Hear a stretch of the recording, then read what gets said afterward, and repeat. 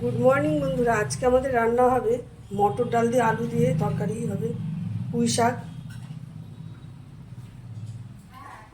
আর এই মাছ এখনো ধোয়া হয়নি। এই যে কাতলা মাছ।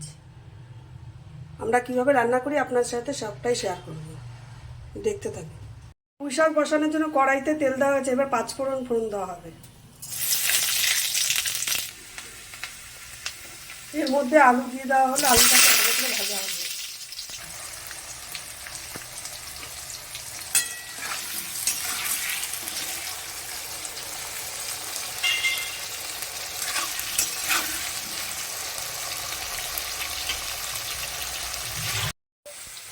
নুন হলুদ দিয়ে দেওয়া হচ্ছে আলুটার ভেতরে, ভালো করে ভাজা হবে।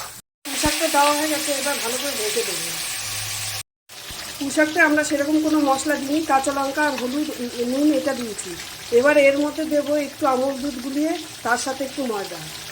এই যে একটু আমুল দুধ আর একটু ময়দা, সামান্য অল্প দিয়ে এই পুঁই শাকের ভেতরে দিয়ে দেবো। এর সাথে আমি নুন এবং একটু চিনি দিয়ে দিয়েছি।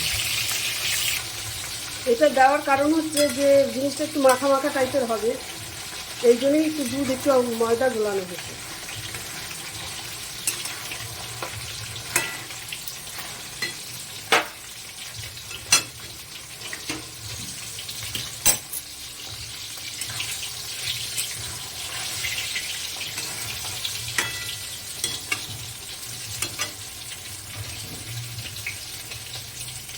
পুঁই শাকটা আমার হয়ে গেছে, এবার আমি নামিয়ে দিচ্ছি।